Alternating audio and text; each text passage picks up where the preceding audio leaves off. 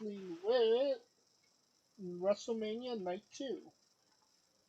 I will say Night 2 did hit a hell of a lot harder than Night 1 did. Lots of great wrestling, and everything. The and more of the fives and zeros in the match times. Right, and it just, like I said, it just kind of hit a little bit more. There was a little bit more excitement. There was a lot of surprises and celebrities we actually gave a shit about. Um, so that really, they kept the tempo up for a longer time than night one. What say you, Scooter? What are your thoughts as a whole for night two? As a whole, I thought it was I thought it was great. It was hilarious. It was uh, uh, and the people who deserved something coming to them got it. Uh, the fact that we had an Adam Rose reference uh, at all to begin with. I'm surprised it wasn't a No Way Jose reference, but that, that the storytelling on this night is some of the best storytelling the WWE has ever done at a night two of WrestleMania, or in my opinion, at a WrestleMania regardless. This was the first time night two I felt was actually better than night one. The last two night one WrestleManias were, in my opinion, better than night two. But what say you, Kaliko? What are your thoughts on night two of WrestleMania? Um, I'm if night two was by itself, it's the greatest WrestleMania of all time. Hmm. Well, even with night one, it's still the greatest WrestleMania of all time. I haven't felt a city be this optimistic about a post WrestleMania since 30. It really felt like 30. Like like at 30, you kind of felt like it was a changing of the guard, and you felt like it was going to usher in a new era And it in a did. sense, and it did. But this actually feels like it happened, and it's going to be sustainable. And I'm that was like magic in a bottle. That was wrestling crack, pure and simple. But also this that night was, I think, explained the reason why wrestling was so awesome and why we love it so much. And they actually borrowed New Japan's playbook.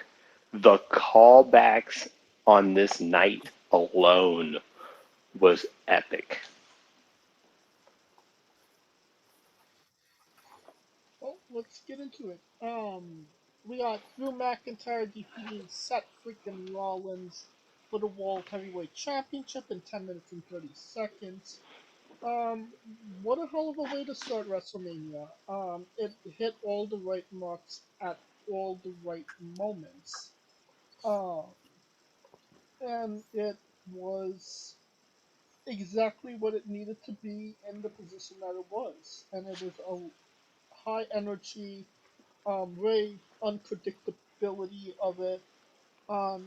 Obviously afterwards,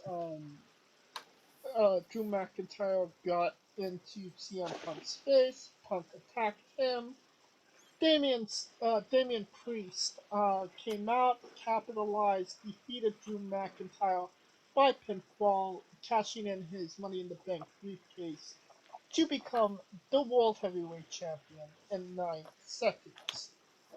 All great, great match, great storytelling, all around fantastic.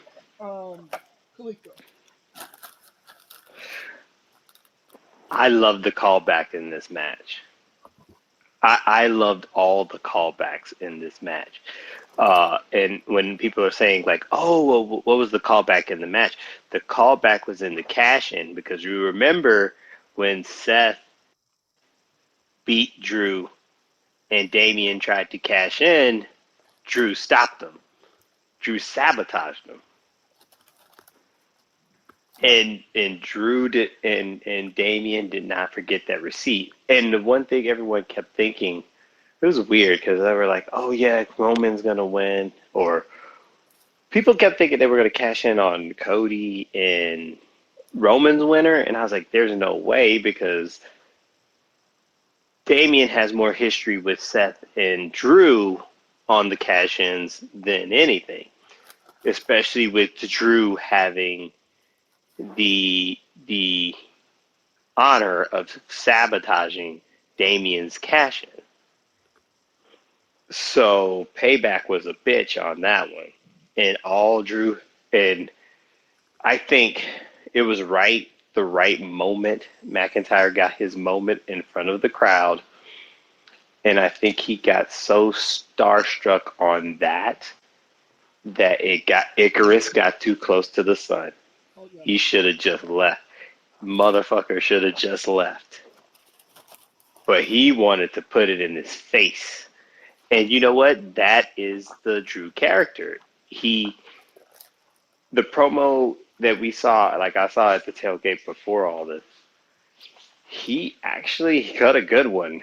And he got it, and Punk costed him the match. Damian got the cash in. New champ. The tweet said it all. Bored at work. Fuck. that, that said everything it needed to be said. That's what I do when I'm bored at work. But all in all, great match. And Seth, and this was the beginning of Seth being the MVP. I mean, Seth was the MVP last night, but this was really where it showed because had the main event, then had to come out night two as the headliner. So he didn't even get a full 24 hours to recover. Uh, and to still put on that match is astounding on his part.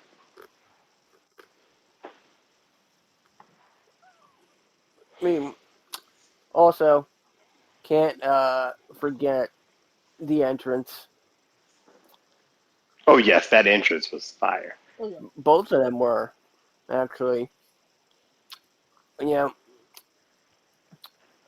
a relative of mine, if they saw Drew walking under the swords, the first thing they would say is, "There's the bride." He's walking down the aisle with no bride. Um, and again, uh, Seth Rollins deciding on Adam Rose cosplay, basically. Pretty much. Yeah, like being. In fact, I think Pat even almost called them. Was the one who said, "Don't be a lemon." Be a rosebud. Oh my God. Yeah. That was a long time ago.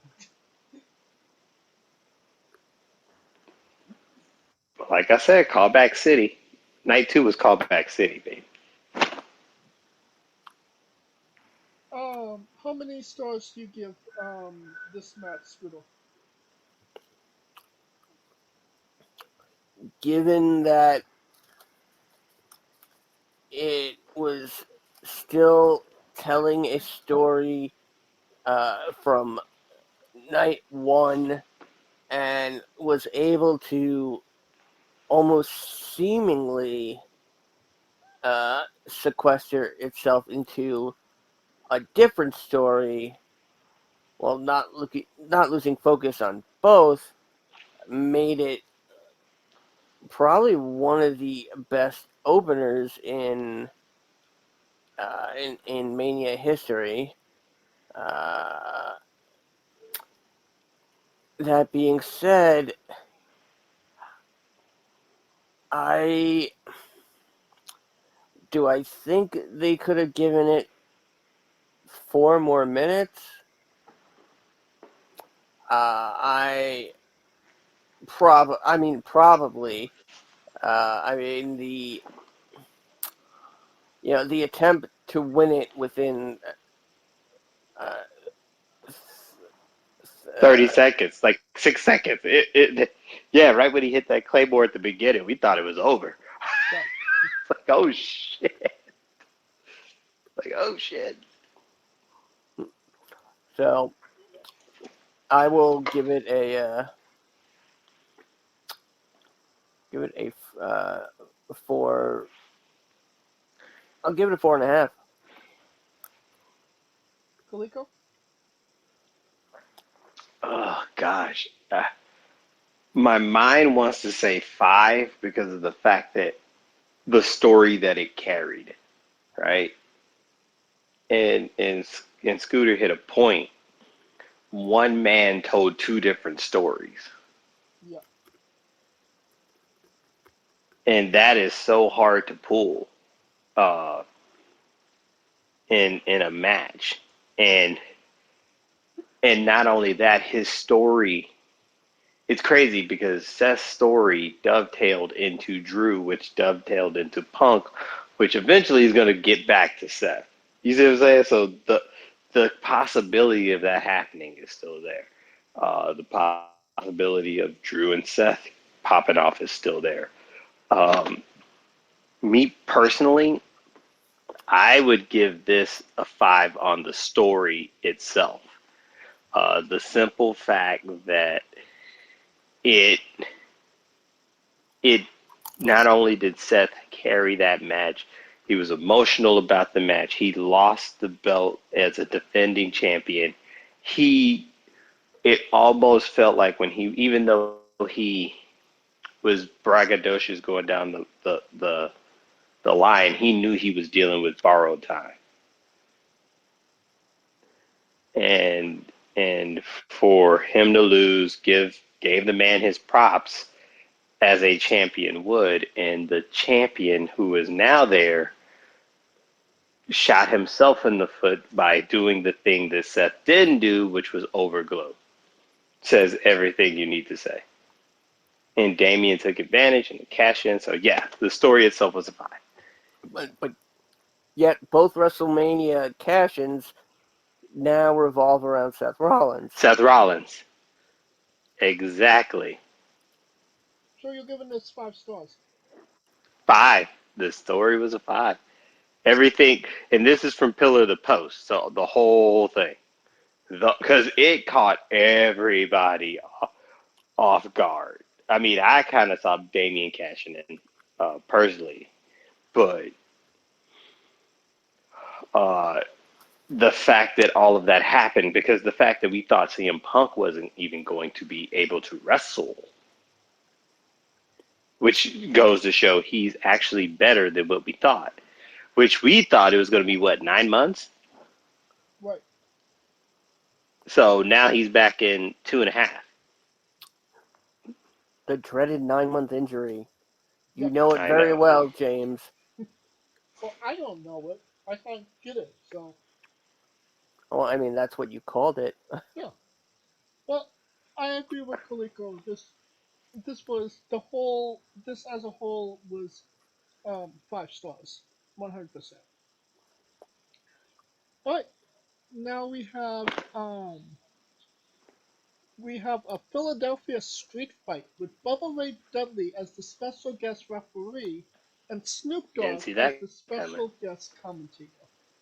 We have Now, somebody tell me how Snoop was on the commentary, because I know he was on that bullshit.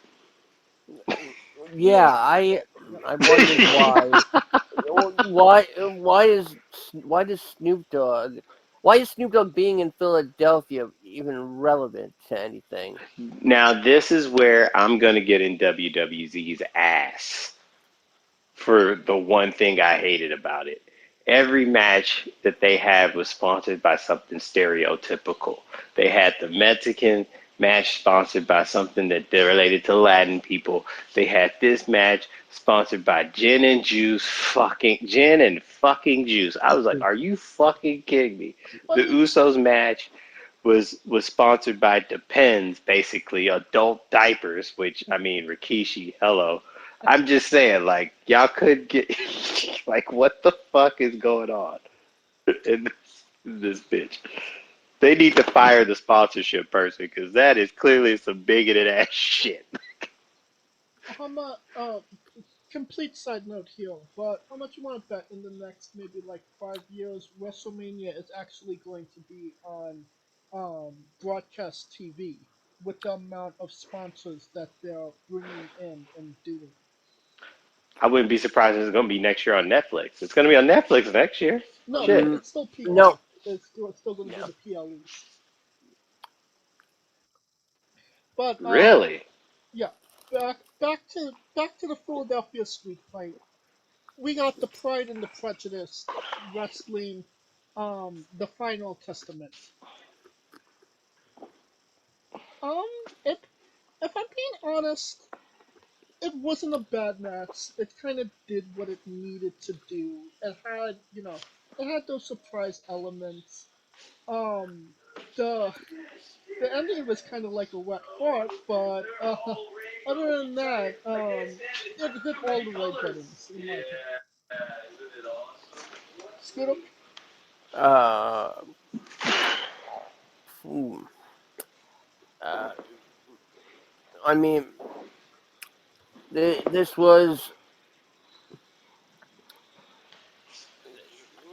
this was an interesting match.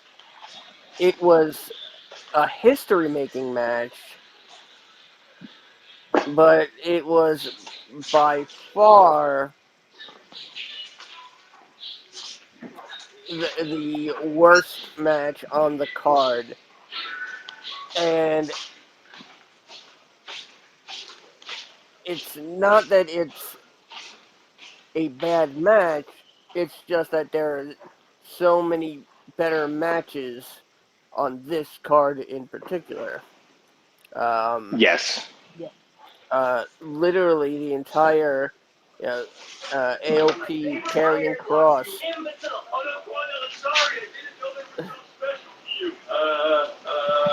I, uh, thank you, Mystery Host number 4. Very entitled. I Uh, know, right?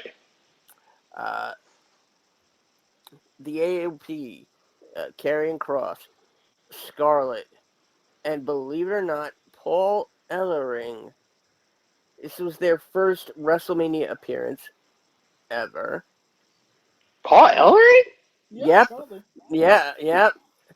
Get the Not fuck even out of in here! not even at WrestleMania 8.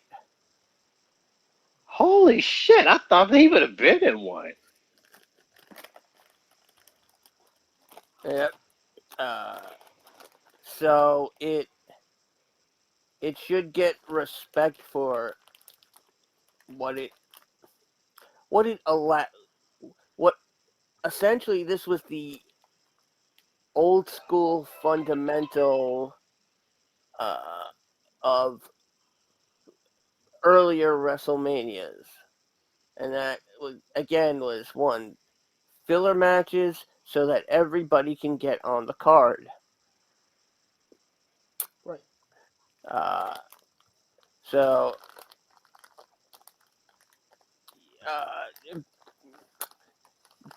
seeing BFAB and Scarlett actually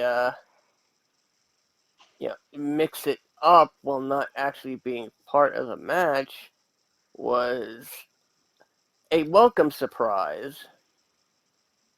Uh, I don't think the match needed it. I mean, otherwise, you know, uh, Bubba would have put one of them through a table.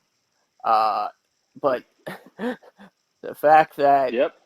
Bubba, the part of Devon Dudley, will be played by uh, the the Pride,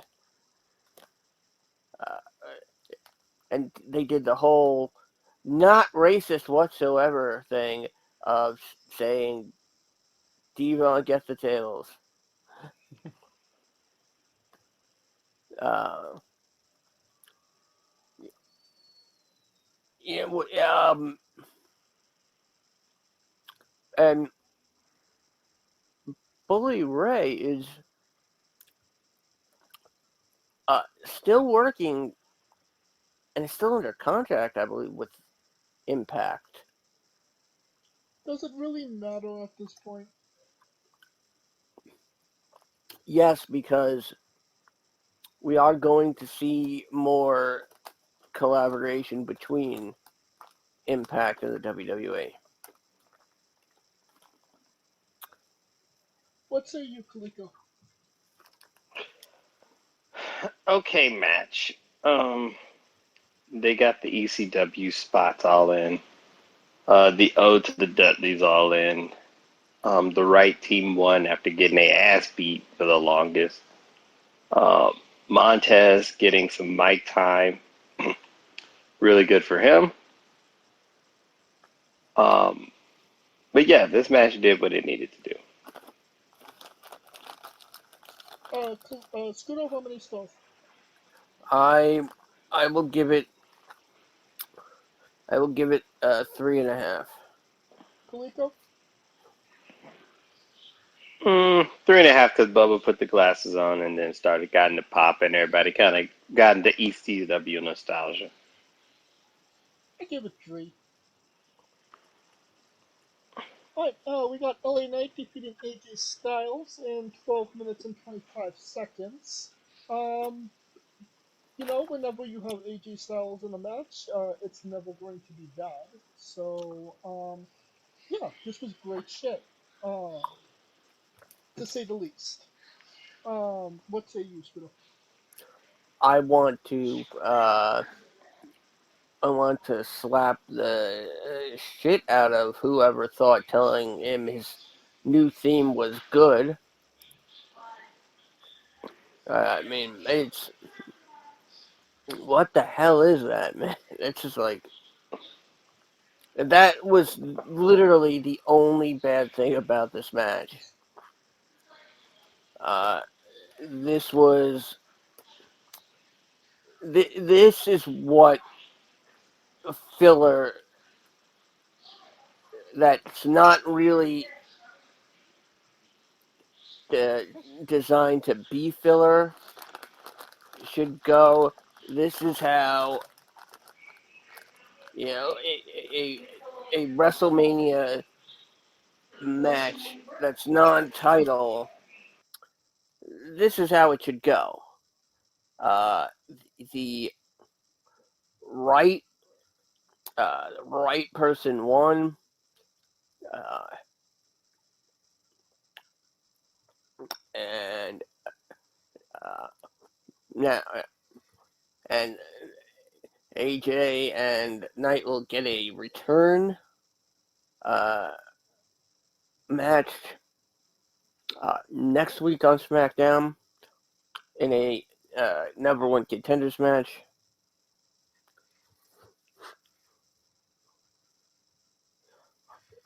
Uh, I mean,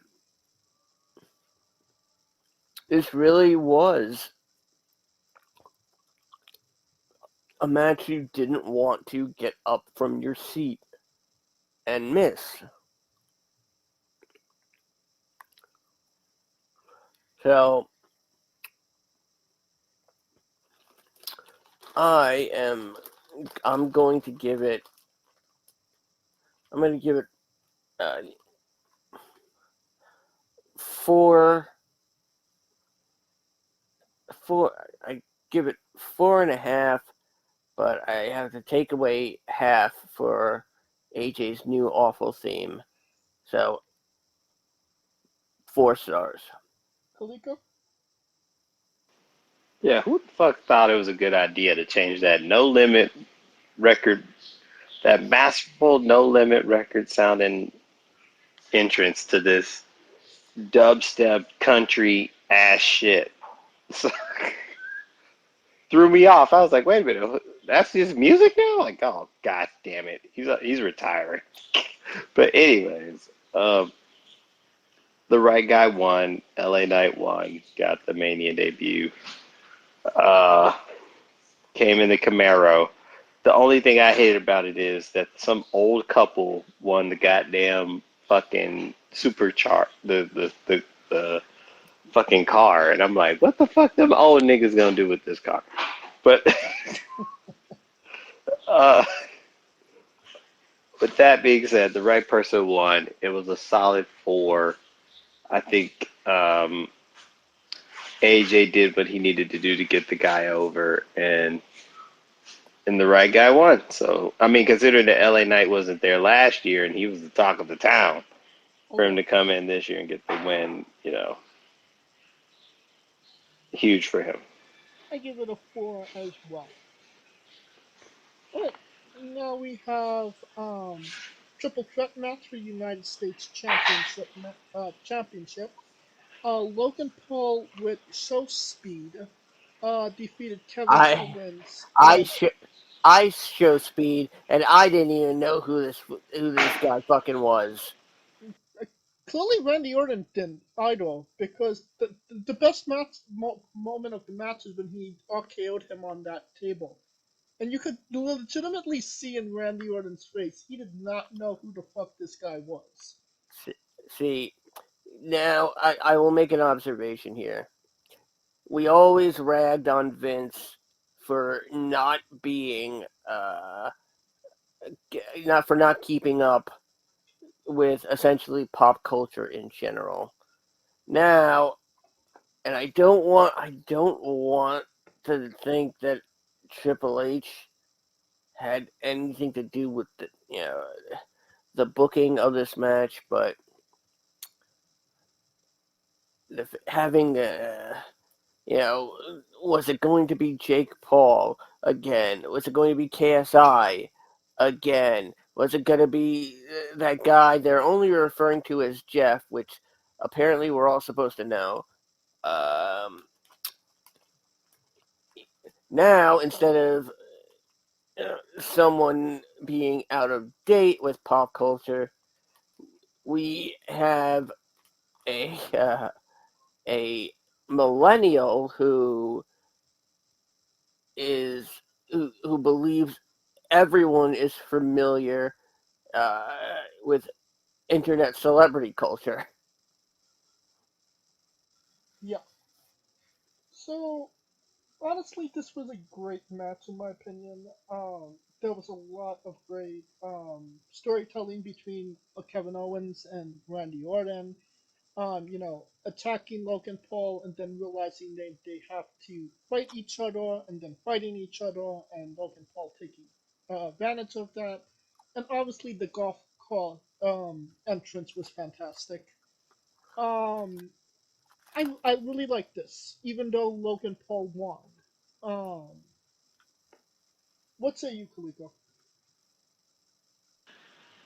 I mean, you knew Logan Paul was gonna win because odd man out always wins.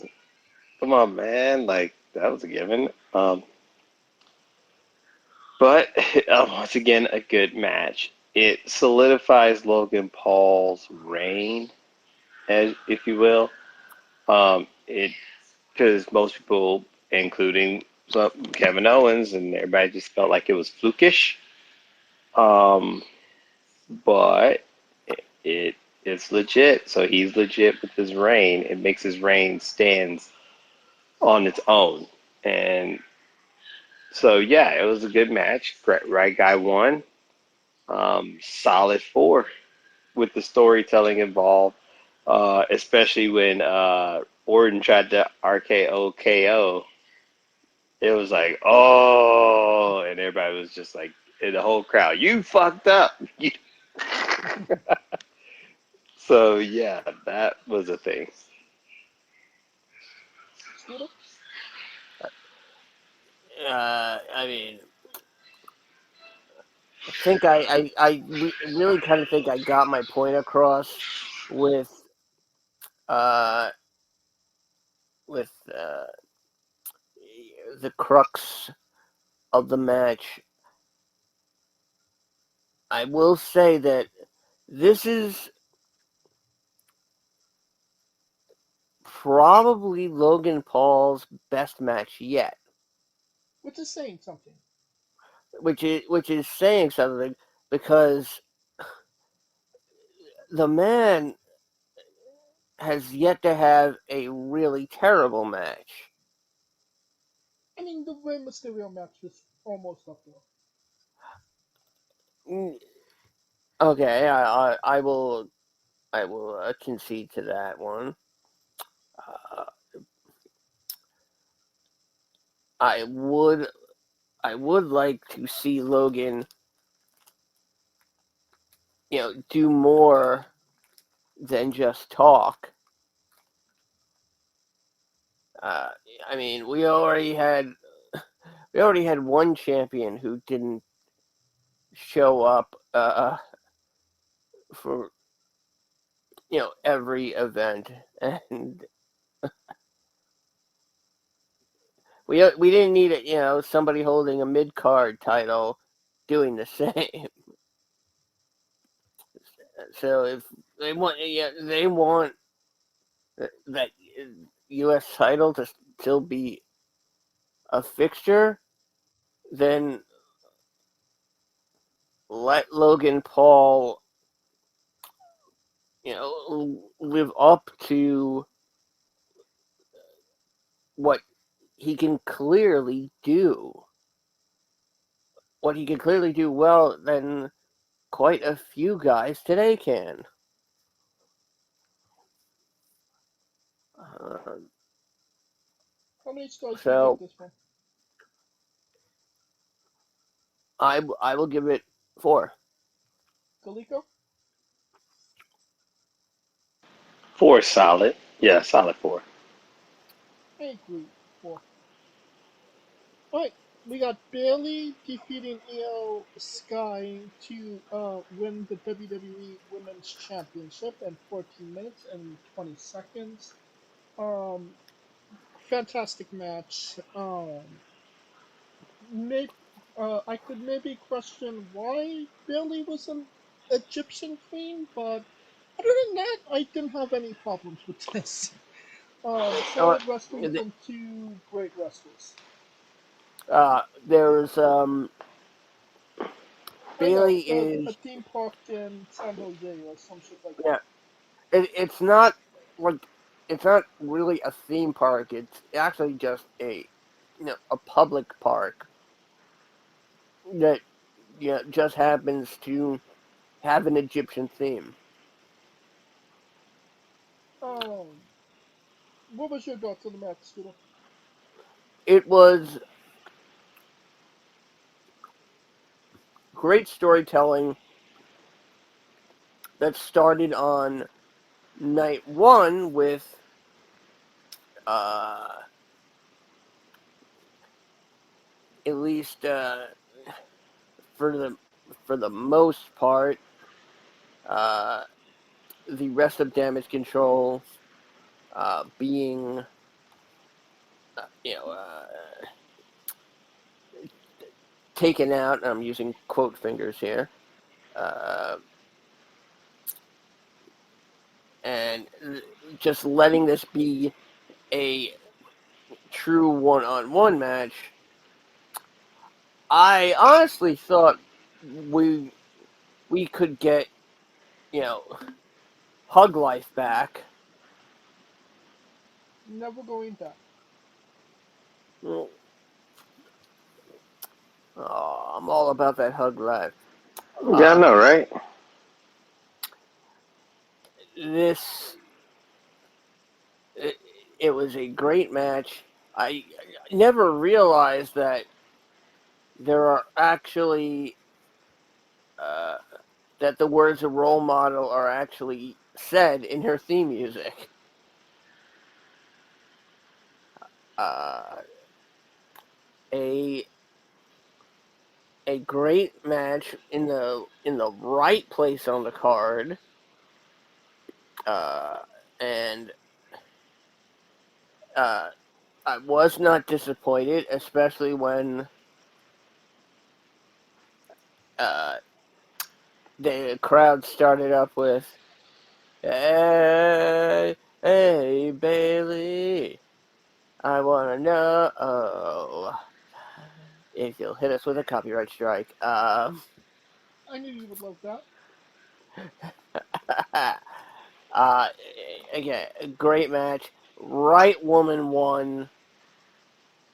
Uh, you know, if, and not needing anybody to do it is this really, I think, the strongest uh, idea to come out of this match is that Bailey doesn't need anyone to actually get anywhere.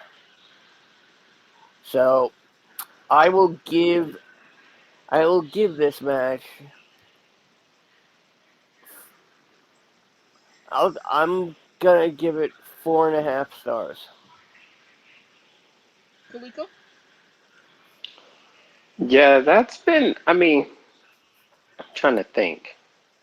When was the last time Bailey won a match solo? You would have to maybe go to 2019, if I'm being honest.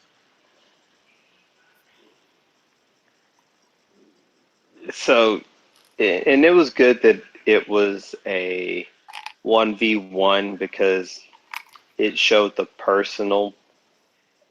how personal it was with them two.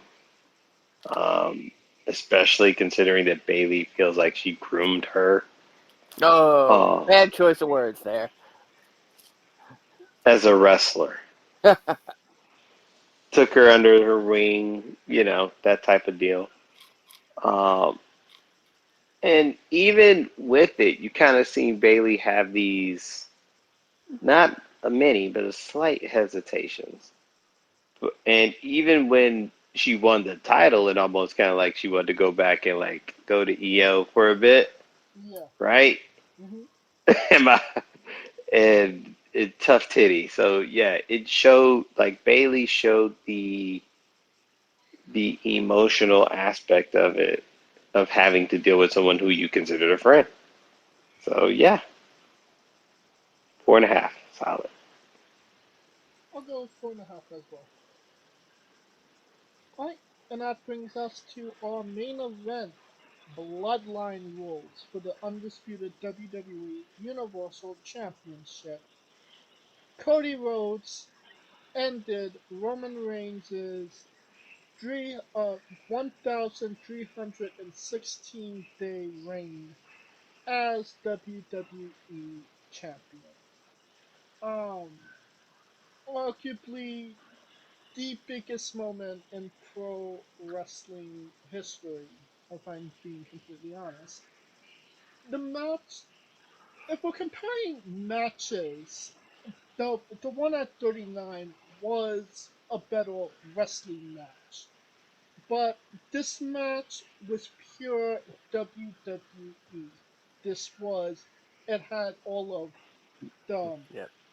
the wrestling, the hardcore shit, the gaga, everything that everybody knows WWE for. Me and Scooter watched Stone Cold versus The Rock at 15, and this was somewhat eerily reminiscent of that. So it was definitely an old school classic WWE match told to the highest of standards, I would say. Um, and you know, I was kind of worried that all of the run-ins would maybe take away from Cody's moment, but it didn't. Cody still got the biggest pop, and that whole celebration at the end, it's what it's what people's been waiting for since he came back at 38. So yeah, all around fantastic shit. Kaliko? When I say the last 10 minutes of that match was the most climatic 10 minutes of your life in that stadium, because everything just went from to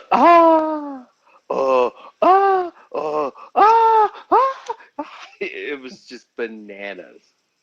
Like, it was literally like the emotional roller coaster that only wrestling can bring, personified. Uh, the the match itself, yeah, you can make the argument that it was a better wrestling match last year. Uh, this year, the reason they did it that way because it was going to take more than, because this match wasn't about the wrestling Right, at this point, right? Like, that's why it wasn't a wrestling match. It was the match. The wrestling was more secondary than trying to defeat the sun, if that makes sense. right. Um, and the storytelling in this match, and it was literally what, 15 years of callbacks and stories in 10 minutes. And it was just bananas. The fact that, let me see, Cena came out to help. Well, first the Usos, of course, they took each other out. Solo comes out, he's pissed.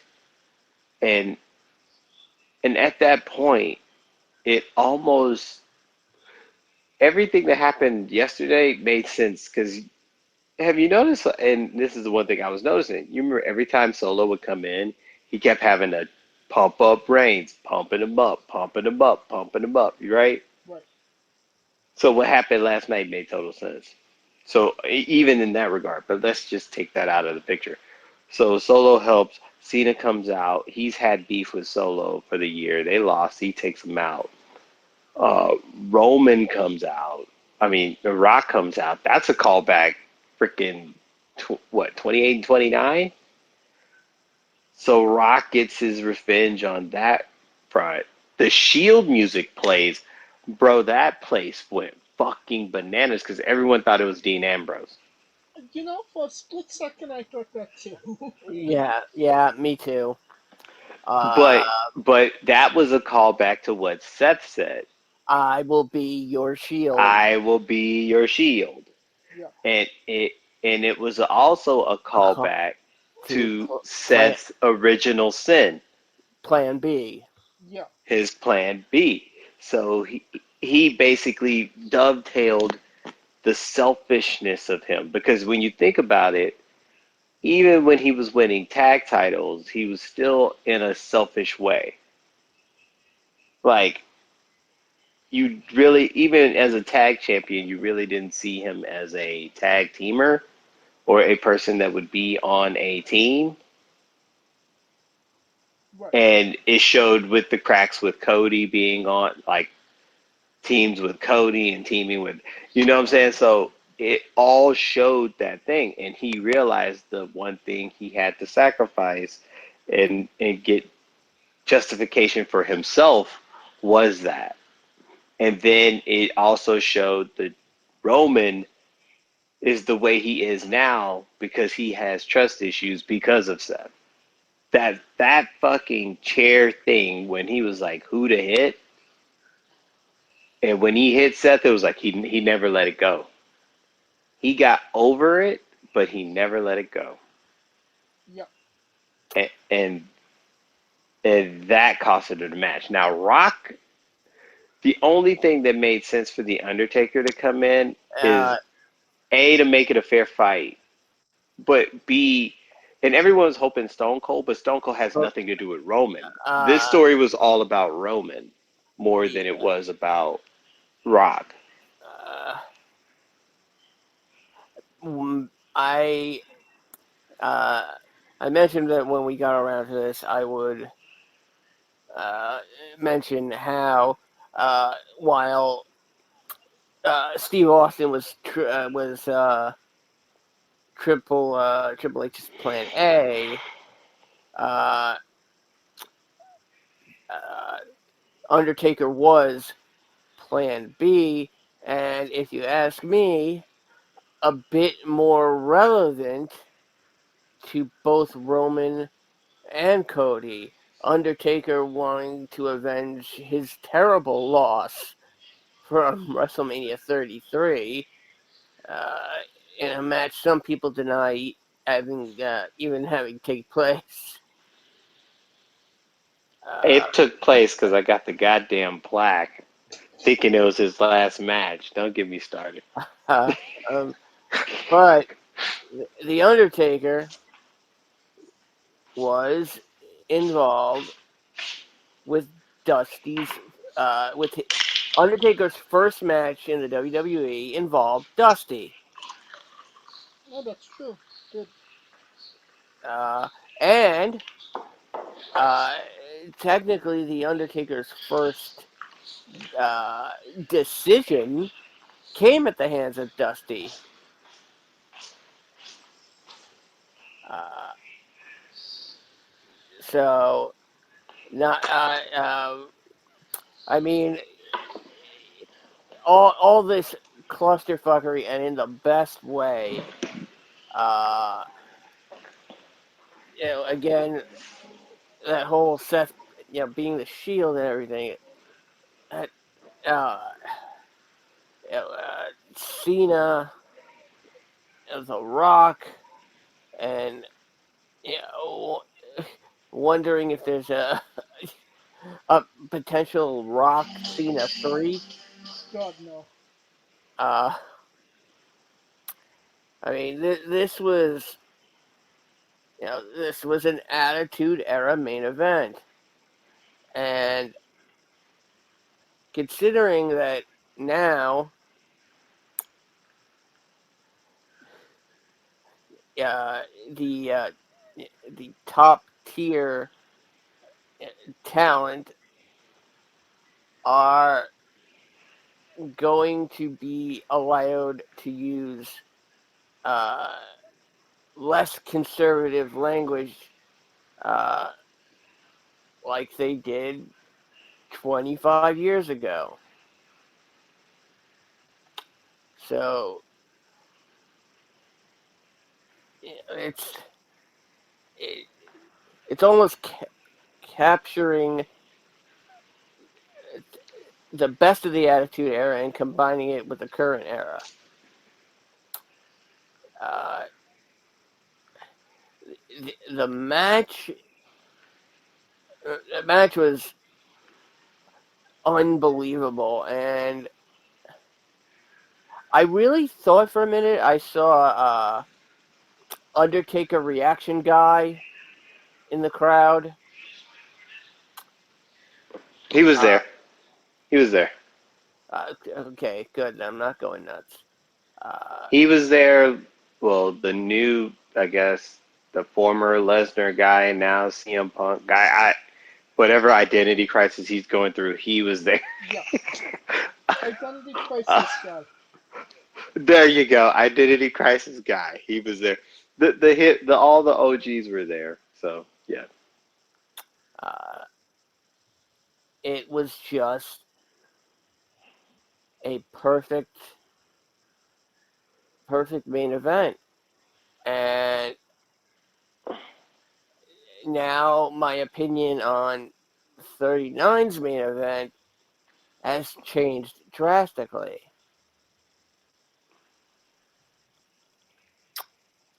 And I think that's a good thing. really, how did it change? Oh, for Uh, 39, which for was last year. yeah, for 39, seeing that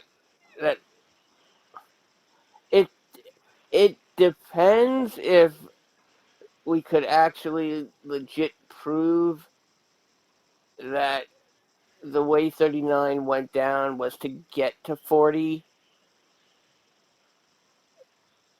you know, to finish the story, so to speak. So, I mean, aside from that, perfect, perfect, perfect main event to me. And to piggyback on your point, I think that makes sense because when you look at 35 and how Kofi won the title, and it was Kofi Mania, and the crowd was happy, but they were kind of already ready to like have him lose the title. Maybe this year of Cody or that 2023 of Cody going through 2023 to see if the people even cared if he won the title. Because we've always had those like main events where, prime example, when Nakamura lost and he went heel, and then he really did, people really didn't gauge interest in him being in the title picture, so it kind of wallowed his stock in a sense. Honestly, him losing last year was probably the best thing to happen to him because the people stuck with him regardless. Right. And that's hard to do. It is. That's the hardest thing, to keep people invested in you even after you fail. Because once you succeed, everybody's already looking to the next person. Right. But to keep them engaged even when you lose to the point that they need to see you win and get it, which is an art. I think I don't know what these roads got. I mean, I guess it's Skip Dustin, but but but but Dusty and Cody could get people to care about them winning or wanting to them to actually achieve it, which is an art in itself. That means people care about you. Yeah. All right. Scooter, how many stars you give this one? I will, for the first time in Wrestling with History, I will give it 5.5. Hmm. Kaliko? This People may think this is a hot take. That is the greatest match in WWE's history.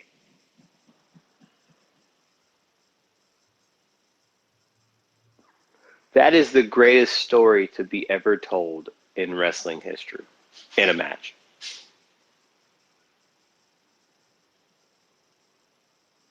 That thing is that thing was Omega Okada on steroids as far as storytelling. And it literally took I was talking to somebody. I was like, well, New Japan, I always loved the way that they called it back. But WWE had one hell of a callback in that match. They had callback after callback after callback after callback. And you just like, and it was crazy because it's 70,000 people just, their brains are already going down memory lane, and then something else comes up and they have to go back to memory lane for that, and then it goes to something else. You see what I'm saying? So it was just like the greatest emotional roller coaster ever in WrestleMania history.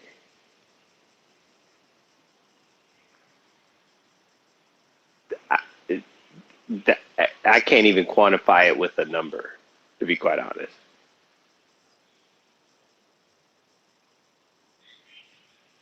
Seriously, I damn near want to say infinity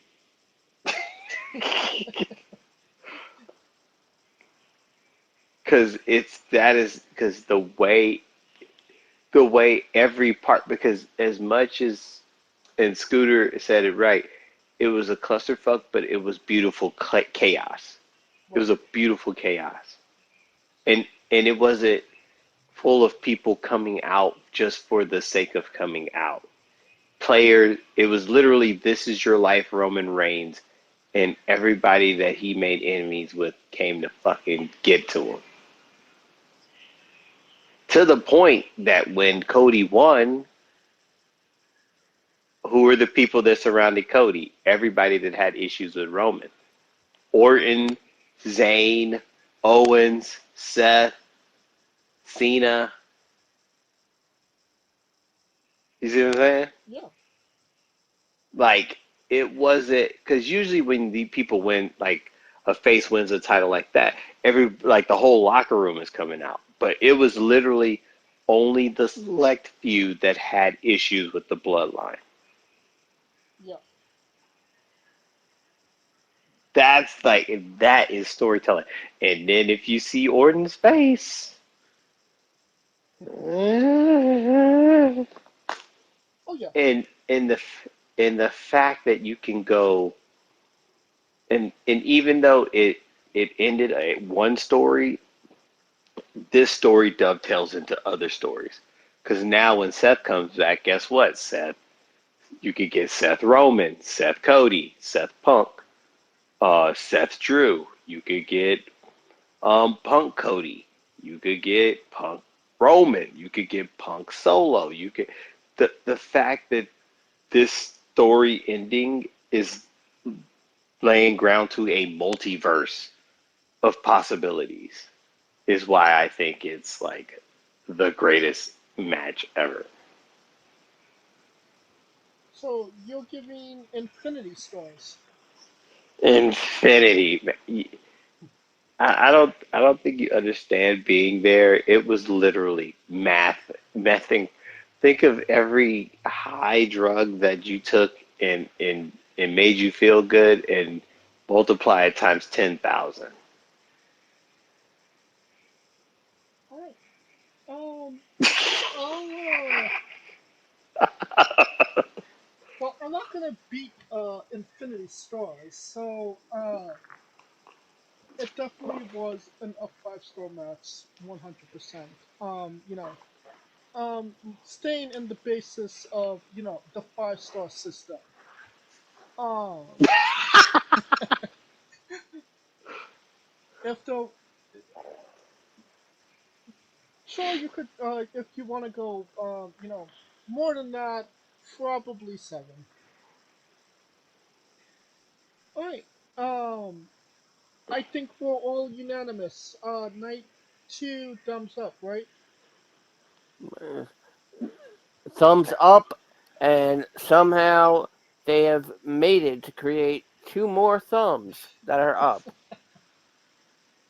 Pretty much. I think like this night two made WrestleMania 40 one of this is easily number one for me, WrestleMania. I could say to me being in the vicinity, 40 was number one, 30 was number two, 31 was three. The, and but this really felt like it was the changing of a guard, right? Like when Stephanie was like, "It's a new era" in night two, it literally was. It literally felt like it.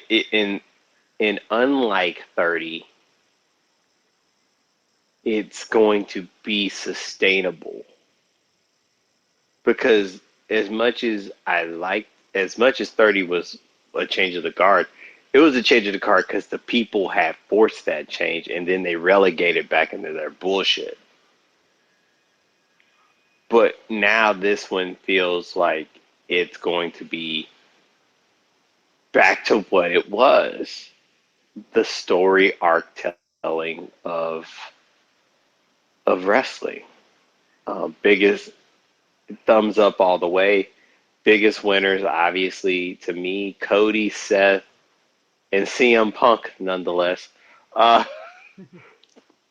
so Cody, Seth, CM Punk, Mello, no, Trick.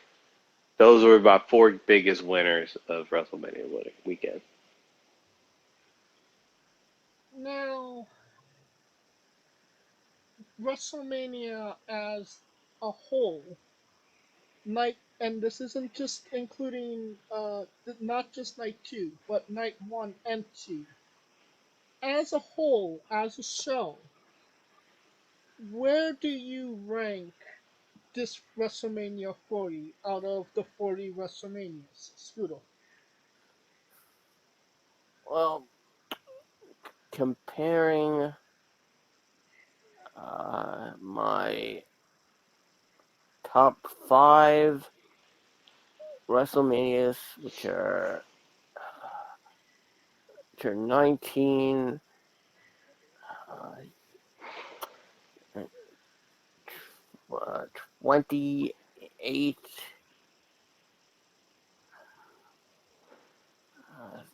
33, Mm-hmm. 3, and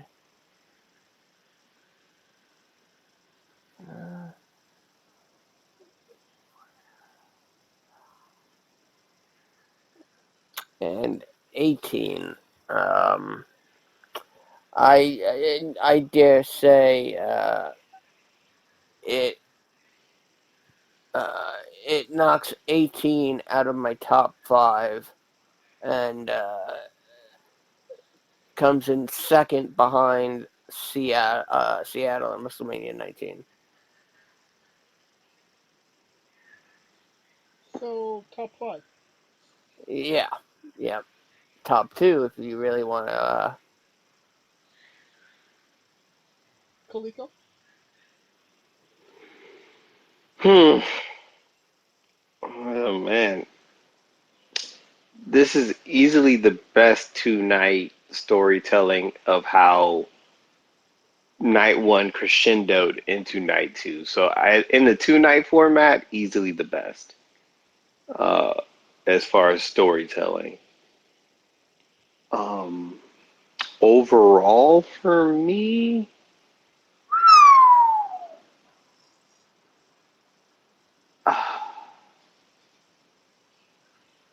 I oh gosh, to me this it's hard to. And maybe it's recency bias in me, but to me, it's hard not to see this as number one in my book. Because to me, I would have said my top five is probably 40,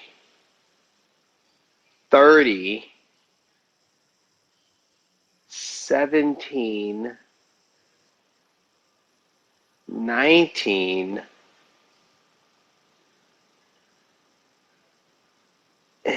Shit, what would be number five for me?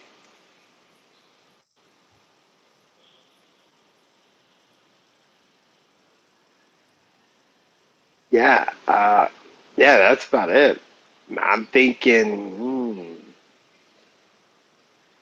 I mean, when Michaels won his first title, that was 12, 12. Yes. 11, 12. So 12 to me because I'm a HBK kid. So yeah, that's probably the top five for me. But to me, it's number one because the consequences that happened in the main event in night one affected everything in night two as far as the major players. Well, if we're talking, for me personally, if we're only talking night two, then yeah, this is up there at top five WrestleManias of all time. But considering that, we have to attach night one to it, and it didn't necessarily live up to the expectations, I would say that this was more top 10 for me rather than top Man, tough crowd. just I mean there was some really good WrestleManias as well. Maybe obviously the story with Cody and Roman, not top. That's going to be number one on a lot of lists. And again, if it was just night two, it would have. But night night one had to be a thing. Um, I think, and the reason I say the end of night one was crucial because it set night two. but I could make the argument you could have night the main event of night uh one be the opener of night two, and it would still have the same effect. Mm. No, because of the simple fact that Seth had to start off night two. Oh, true. That Yeah. that's what made it a bigger con because Seth going into the match knowing that had he was risking something for something greater, and he lost what he took the gamble and lost. Right. I think that story in itself, because it wasn't just the story of Cody getting the story. I mean, the two most overarching stories, well, the biggest three was really Drew trying to get the win in no particular order. Drew trying to get the win in front of people, which mattered to him the most. Seth redeeming himself, and then the story. All right. I believe that will conclude our coverage of WrestleMania Night 1 and 2, and this episode as a whole. Um, Thank you for listening. If you like what we're doing, please like, subscribe, comment, but on YouTube and Castbox. This was sponsored by Rogue Energy and Paradise Coffee. Join us Tuesday as we interview Joey Mayberry, and on Wednesday as we interview Rich Claw. And follow the show at Wrestling with E, both on X, Thread, and Instagram for information on who we're interviewing, when we're interviewing them. Links to those interviews and so much more. Follow me personally at JamesJ993. Welcome me, Frank Kalito. I am Kaliko. Yeah, you saw my pictures, man. You saw where I was. Yes, I did. Boy, when I say it, man, I'm telling you. And where, and where can we find Scooter? As always, find me on X at Scooter Dust.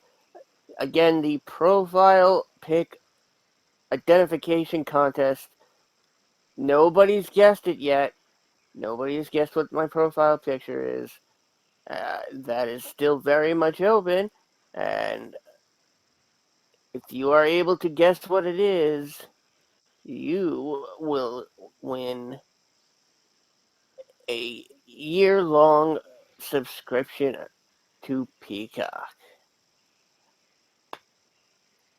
Alright, for Kaliko Yachts and Scooter Dust, I'm James J, and this has been Wrestling with Entertainment. Hey, folks, this is the Colossal Mike Law, and you are listening to Wrestling with Entertainment. Enjoy the show, support these guys. We appreciate it very much. We'll see you at ringside.